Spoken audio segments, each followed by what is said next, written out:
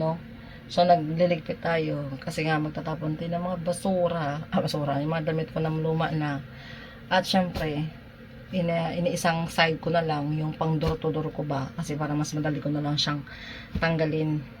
So, ang dami-dami ko na ipa-door to door, kulang lang talaga pera.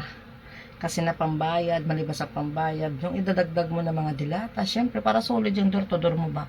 Ako kasi hindi talaga ako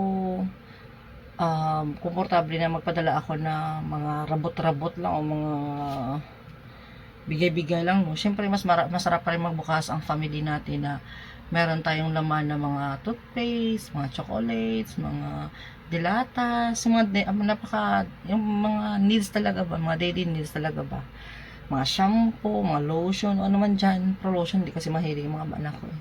Sabon, di ba, yan ang pinaka-importante na mailagay talaga tayo sa box natin, dagdag din sa box natin, maliban sa mga naipon-ipon ko. Ang dami ko nang naiipon dito sa totoo lang. Tsaka hindi ko pa may padala-dala ng bongga. Siguro one day, no? Baka next year bago ko uwi or basta malalaman lang yan. Kaya that is lang talaga ang kulang. Ngayon guys, mga winter ko, pangtanggalin ko na siguro, tsaka tapon. Tapos, maraming damit ang mga alaga ko. Ayan, ito din, iipon ko na.